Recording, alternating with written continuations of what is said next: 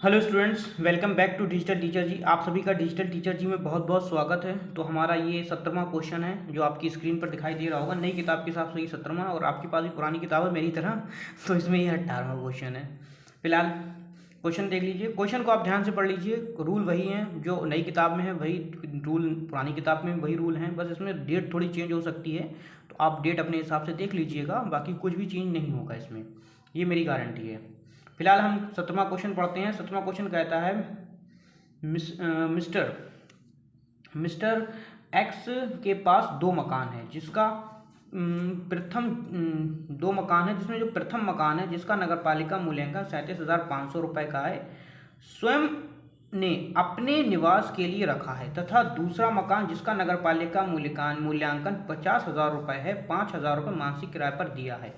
इन दोनों मकानों के संबंधी निम्न व्यय निम्नलिखित हैं। पहला नगरपालिका कर एक का 6,000, दूसरे का 10,000।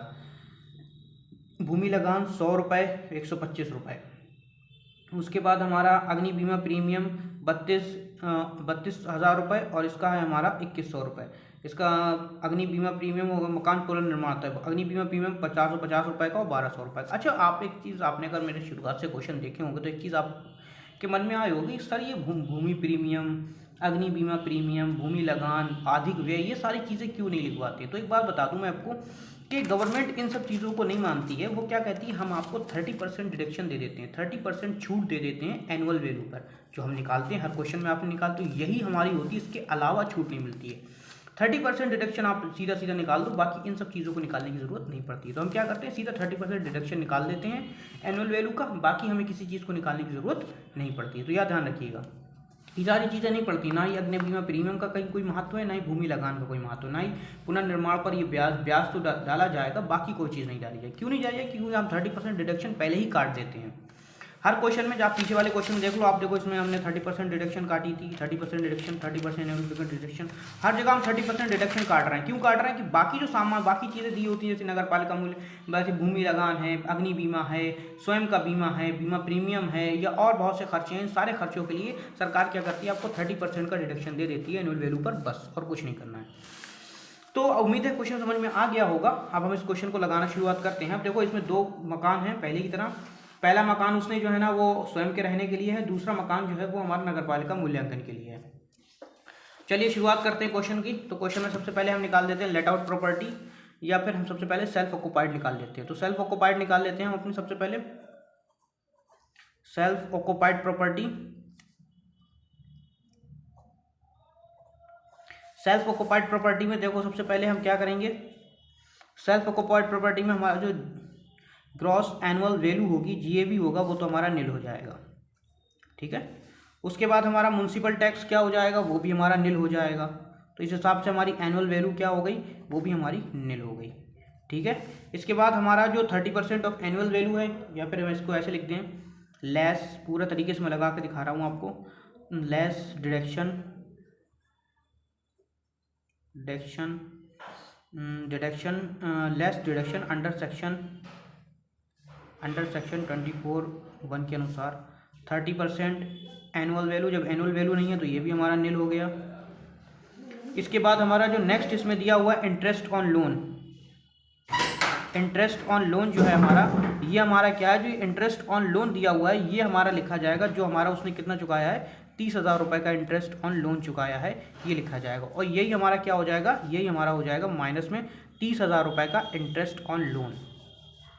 Income from house property loss, जो हमारा किस में आएगा, लॉस, क्योंकि सेल्फ ऑक्युपाइड है, उसको स्वयं के रहने के लिए यूज़ कर रहा है, तो उसे कहीं से इनकम तो होना नहीं है, और जब कहीं से इनकम नहीं होगी तो ये हमारे क्या आ जाएगा, सेल्फ ऑक्युपाइड में। अब नेक्स्ट इसका देखो हमारा देखते हैं लेट आउट प्रॉपर्टी। हमारी लेट आउट प्रॉपर्टी क्या है, लेट आउट प्रॉपर्टी हमारी क्या है, लेट आउट प्रॉपर्टी है हमारी, तो लेट आउट प्रॉपर्टी आधा मकान है जिसमें वो स्वयं रह रहा है। तो हम इसमें निकालते हैं, देखो क्या करना है इसमें। सबसे पहले इनकम फ्रॉम हाउस प्रॉपर्टी का हमारी लेट आउट प्रॉपर्टी हमारा सेकंड वाला है। इसमें क्या करेंगे हम, इसमें सबसे पहले हम वो निकालना पड़ेगा ग्रॉस एनुअल वैल्यू। तो हम ग्रॉस एनुअल वैल्यू यहाँ पर निकाल देता हूँ। म्युनिसिपल वैल्यू देखो हमारी दी हुई थी, हमारी वो दी थी 50,000 रुपये की, 50,000 की म्युनिसिपल वैल्यू दी हुई है। ठीक है, 50,000 की म्युनिसिपल वैल्यू दी है। उसके बाद फेयर रेंट दिया हुआ है, फेयर रेंट हमारा नील है, इस बार इसमें फेयर रेंट हमारा नहीं दिया है। हमारा रियल रेंट हमारा कितना दिया है, रियल रेंट हमारा दिया है 5,000 रुपये से 12 का, तो 12 पंजे 60,000 रुपये का। तो ये हमारा क्या है, रियल रेंट है। तो ये हमारी क्या हो जाएगी, ग्रॉस एनुअल वैल्यू हो जाएगी। क्लियर है यहाँ तक? चलिए ठीक है। सो हमने अभी तक ग्रॉस एनुअल वैल्यू निकाल दी है इसकी लेट आउट प्रॉपर्टी की, जो हमारे सेकंड की थी। अब इसके बाद हम इसमें निकालते हैं हम इसकी इनकम फ्रॉम हाउस प्रॉपर्टी। तो इनकम फ्रॉम हाउस प्रॉपर्टी निकालने के लिए हम इसमें क्या करेंगे, सबसे पहले हम इसमें GVA लिखेंगे, यानी gross annual value. Gross annual value हमारी कितनी निकल के आई थी इसकी, तो ग्रॉस एनुअल वैल्यू हमारी 60,000 रुपये निकल के आई थी, जो हमने इस पर लिख दी। इसके बाद हम इसमें लिखेंगे जो हमने इसमें म्यूनसिपल टैक्स घटाते हैं, तो लेस म्यूनसिपल टैक्स।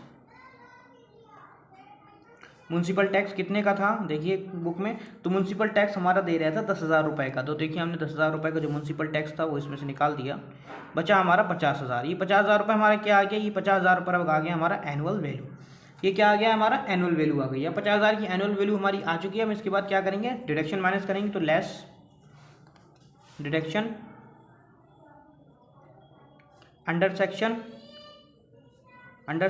24(1) के अनुसार, जो हमारा सबसे पहले क्या है 30% ऑफ एनुअल वैल्यू।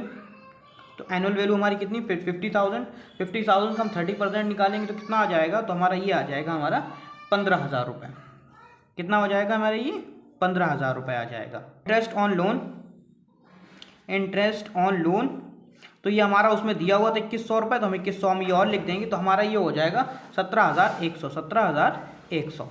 अब हम क्या करेंगे, 17,100 को 50,000 में से माइनस कर देंगे, तो हमारा आंसर आ जाएगा ये हमारा 32,900 रुपये। कितना आ गया हमारा ये 32,900 रुपये। ये हमारा आ गया इनकम फ्रॉम हाउस प्रॉपर्टी। ये आ गया हमारा इनकम फ्रॉम हाउस प्रॉपर्टी। लेकिन हमें दोनों का निकालना है, तो देखिए सबसे पहले हम क्या करेंगे, हमारा फर्स्ट वाले का क्या था, फर्स्ट वाले का फर्स्ट हाउस का, तो फर्स्ट हाउस का हमारा लॉस आया था। फर्स्ट हाउस का लॉस कितना आया था 30,000 रुपये का, तो हम ये लिख देंगे माइनस में 30,000 रुपये। और उसके बाद हमारा प्लस में लिख देंगे सेकंड वाले हाउस का, तो सेकंड वाले हाउस का कितना था 32,900। तो 32,900 में से जब हम 30,000 रुपये घटाएंगे तो हमारा आ जाएगा 2,900 रुपये। कितना आ जाएगा ये 2,900 रुपये हमारा आ जाएगा इनकम फ्रॉम हाउस प्रॉपर्टी। ये दोनों का मिक्स निकल आया है, ये फर्स्ट हाउस का है, ये सेकंड हाउस का है। इन दोनों को माइनस कर दिया तो हमारा ये क्या निकल के आ गया, इनकम फ्रॉम हाउस प्रॉपर्टी निकल के आ गया। उम्मीद है क्वेश्चन समझ में आया होगा। किसी तरह की अगर कोई दिक्कत हो, स्क्रीन पर जो नंबर आ रहा है उस पर कॉल करके आप हमसे उस समस्या का समाधान ले सकते हैं। Thank you very much. मिलते हैं अगली वीडियो में, तब तक के लिए जय हिंद जय भारत।